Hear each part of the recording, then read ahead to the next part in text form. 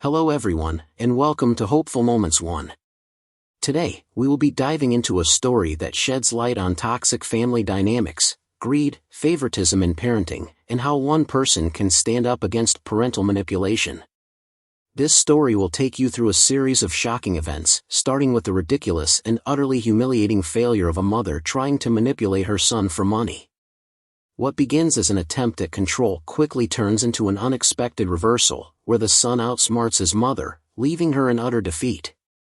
If you find this story interesting and packed with valuable life lessons, don't forget to like, share, and subscribe for more insightful content. Before jumping into the main story, I think I should provide some background. My parents divorced when I was just 10 years old, and now I'm 20. It wasn't a peaceful separation, it was a devastating blow to our entire family, especially to my father. The reason behind their split was a bitter truth. My father discovered that my mother had been unfaithful. But the most painful part wasn't just the betrayal, it was when my mother admitted that my younger siblings, who were 7 and 8 at the time, were not actually my father's biological children. I still remember that day vividly. Even as a child, I could feel the suffocating tension in our home. My father, a hard-working man who had dedicated his life to providing for his family, stood frozen in the living room. His hands trembled as he held the DNA test results, his eyes empty, as if the world around him had just crumbled.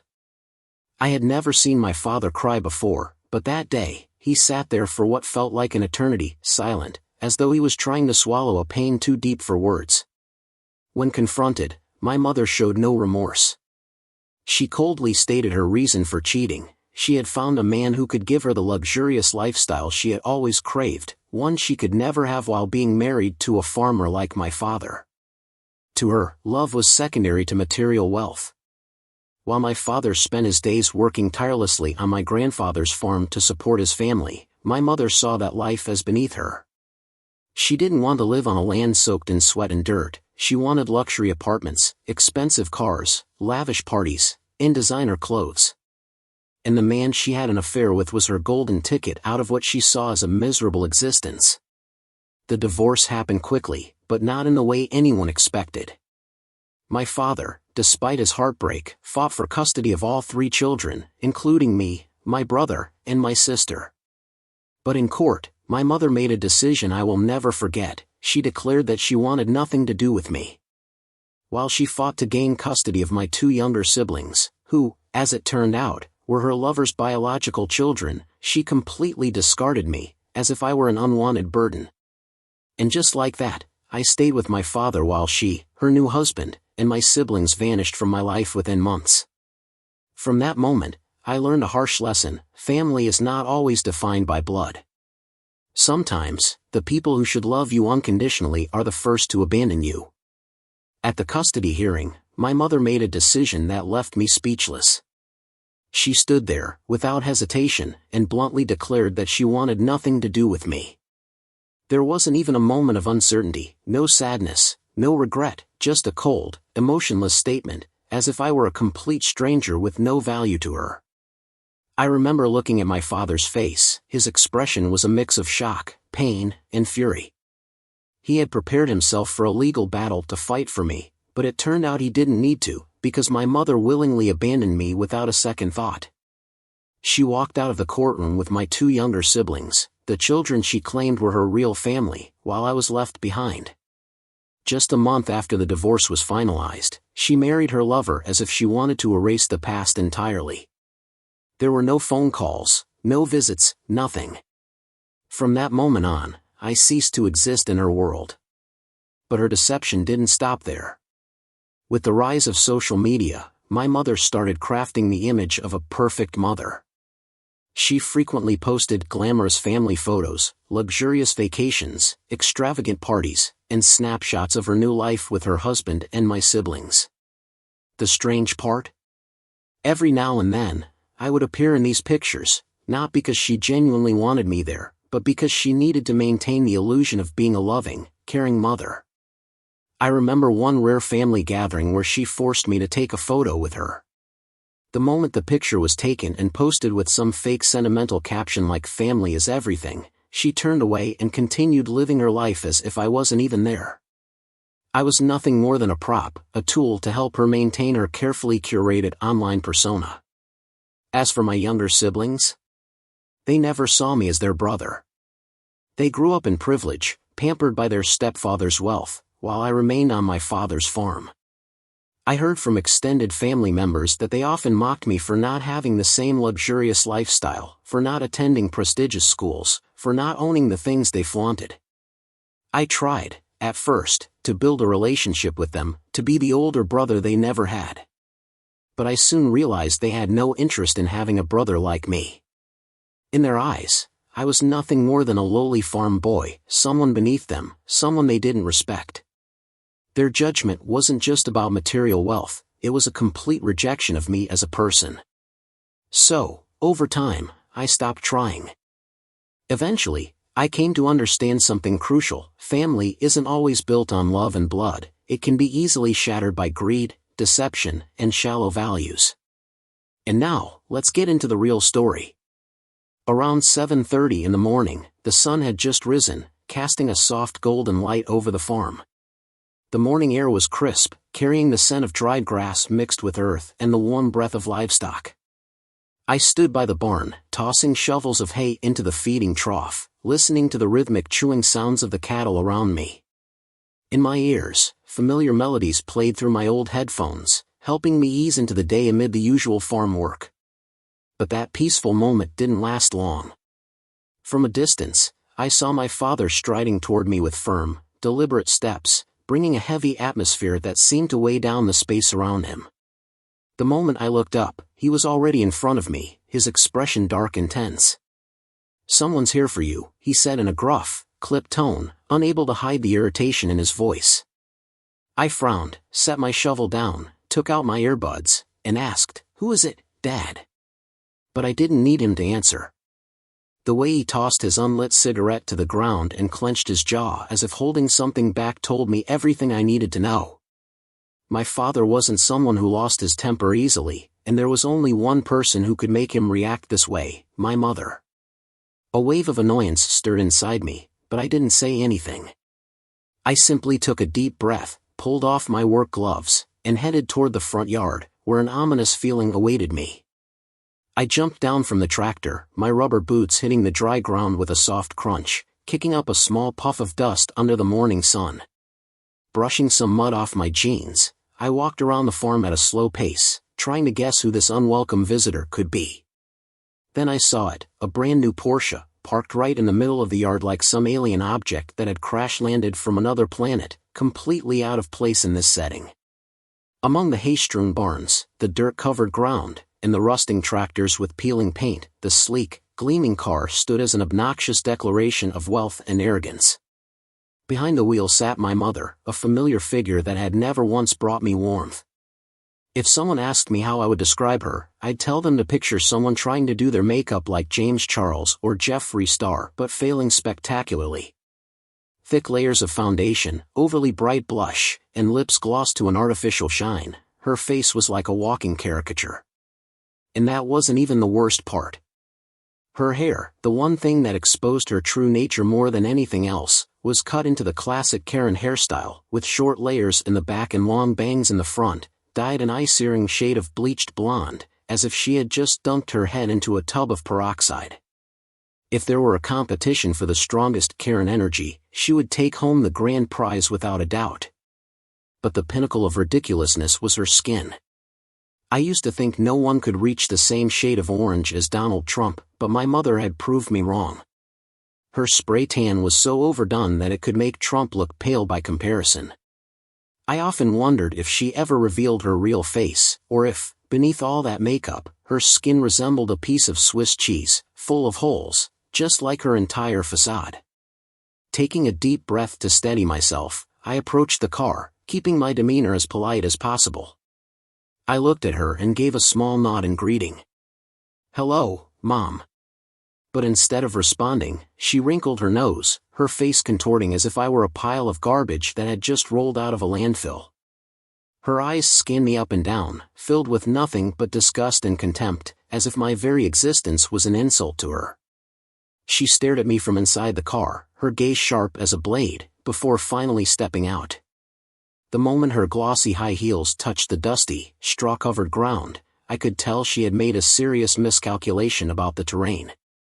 It didn't even take 10 seconds before her heels sank slightly into the soft earth, making her grimace in frustration.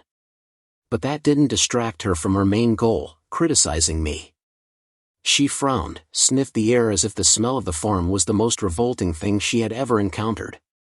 Then her eyes dropped, scanning from my faded work shirt, my dusty jeans, down to my rubber boots. Finally, she spotted the wad of chewing tobacco I had just placed in my mouth. "Mom," sneering.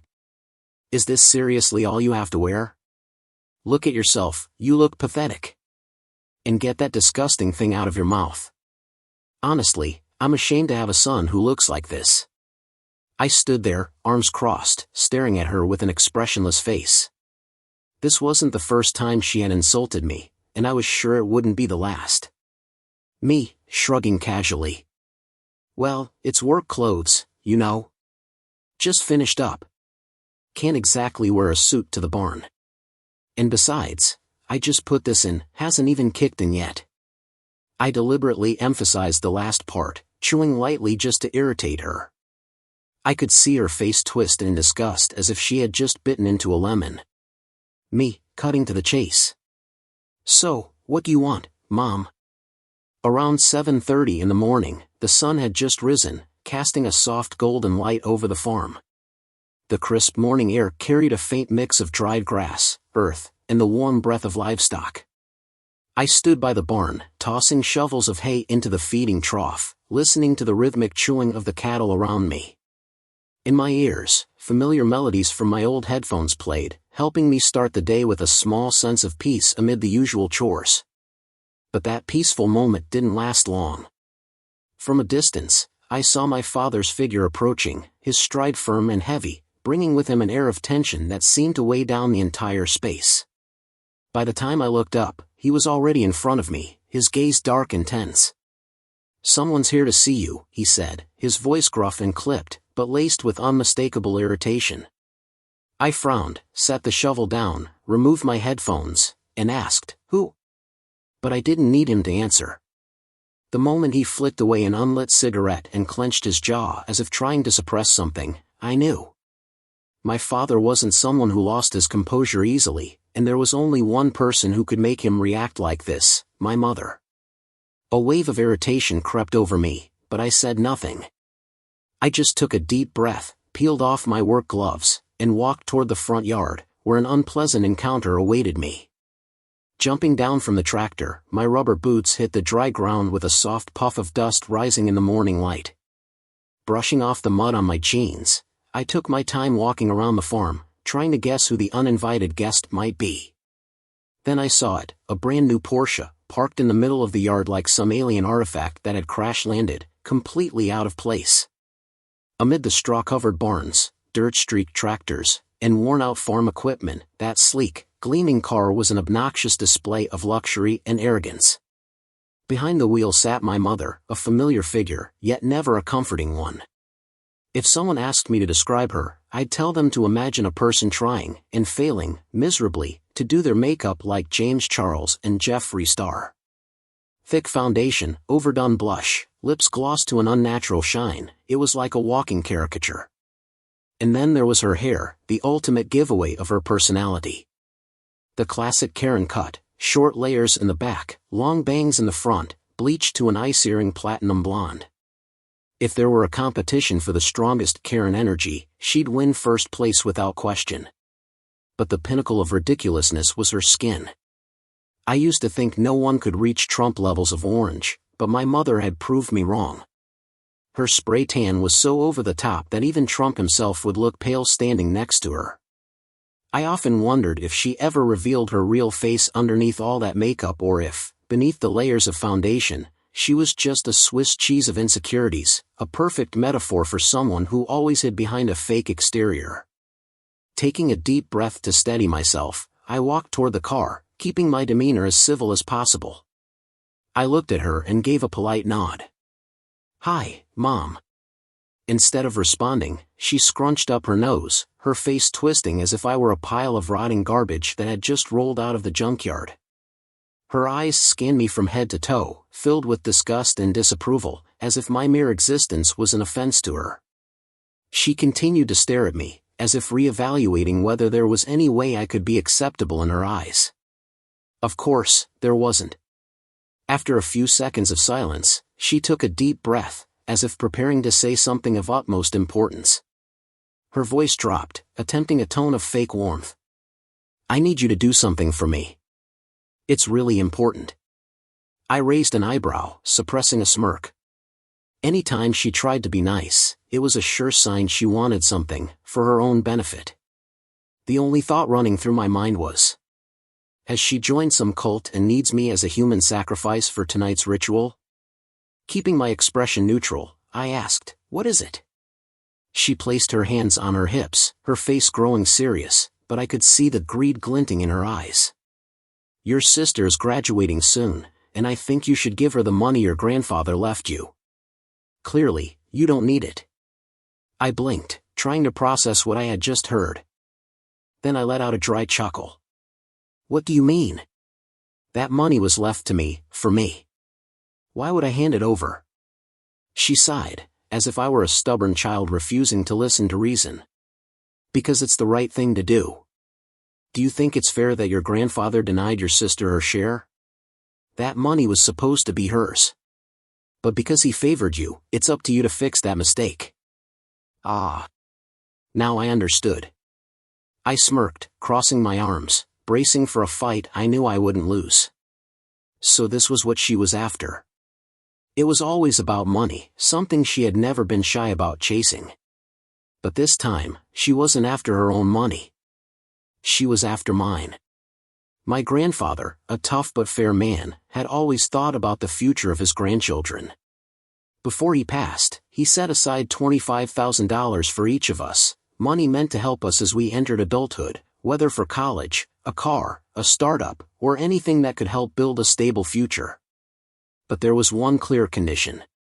Small Blue Diamond, to claim the money, you had to graduate high school or earn a GED.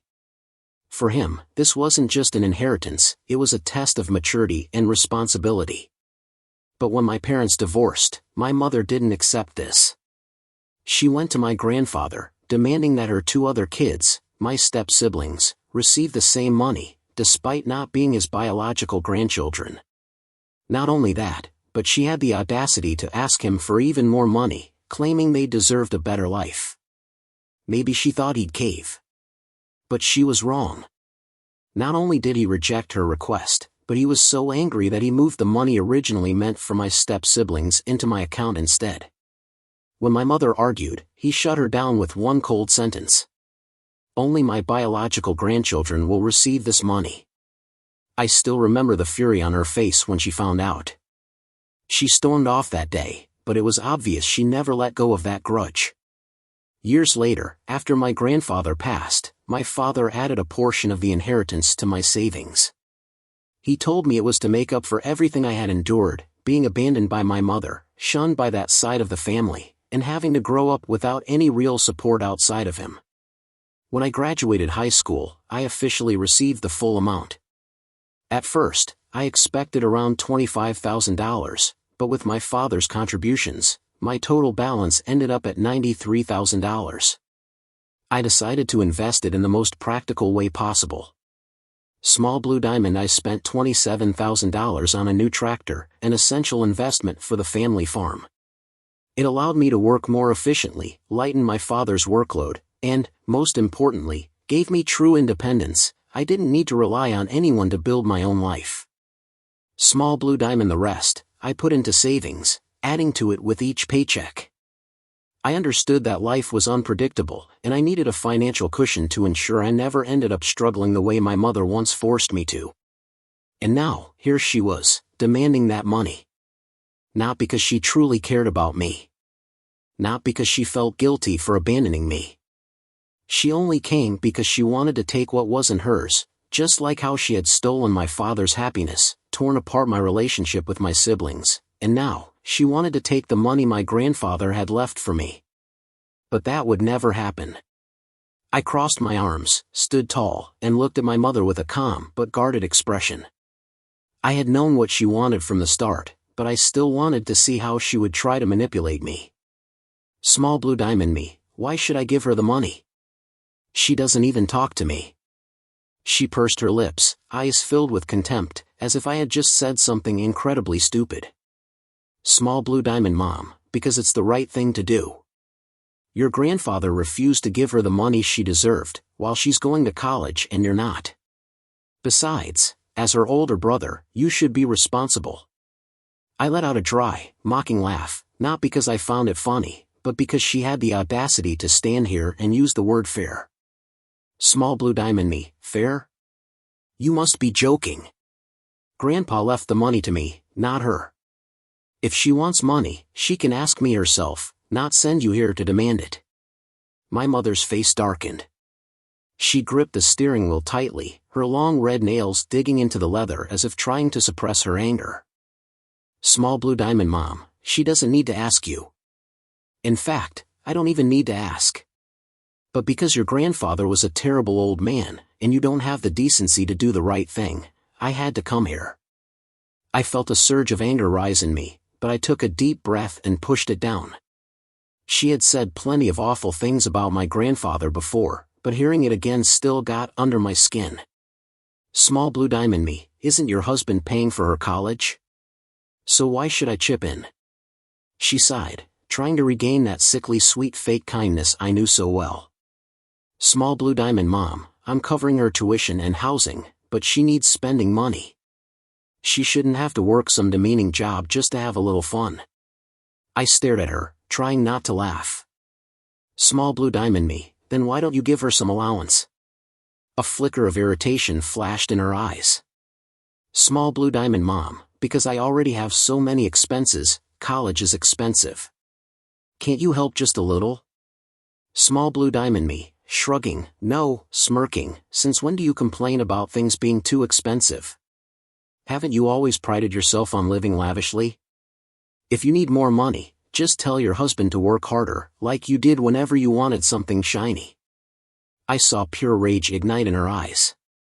Her face tensed, deep lines appearing beneath her thick layers of makeup. Small blue diamond mom, hissing through her teeth, how dare you talk to me like that? I am your mother. You should be grateful I gave birth to you. Even a small amount would help so much. I blinked. Ah, so now she was playing the you should be grateful card. Classic. But then, a fun idea popped into my head. I suddenly changed my expression, sighing as if I had just realized something. I nodded slowly, then looked at her with feigned remorse. Small blue diamond me, you're right. I should help my sister out. Her face lit up instantly, eyes gleaming with greedy anticipation. Small blue diamond mom, good. You're finally acting like a responsible son. Small blue diamond me, nodding seriously, let me grab my checkbook from my truck. I turned and walked toward my truck. But instead of a checkbook, I rummaged through the glove compartment and gathered about 20 pennies. I stared at the tiny pile of coins in my palm and smiled. All right. Time for some fun. I walked back to her and stretched out my hand. Small blue diamond me, hold out your hand. She gave me a confused look but complied. The moment she opened her palm, I dropped the pennies into her hand and beamed at her. Small blue diamond mom, eyes widening in shock, what is this?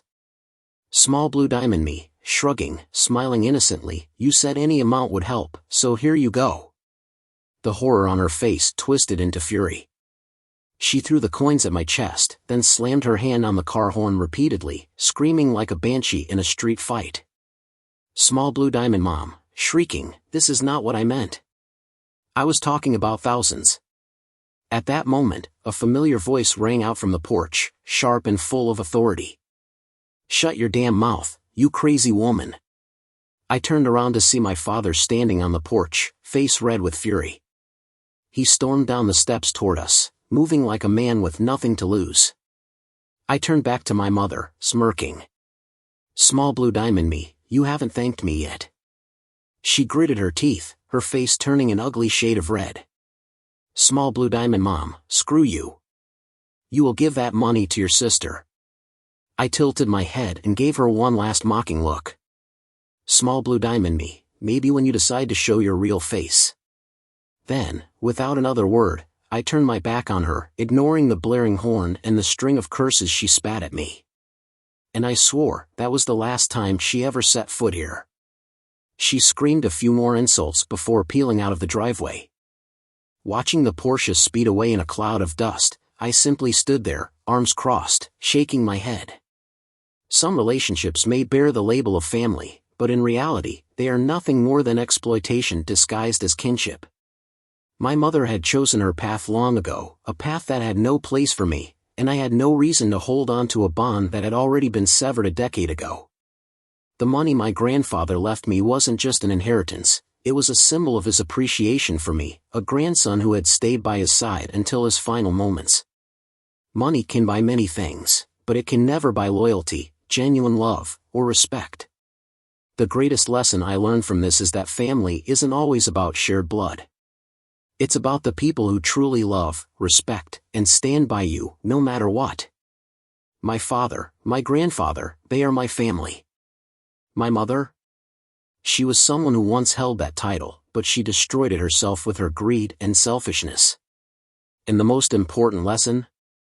Never let anyone manipulate you with the word family, especially when they've never acted like one.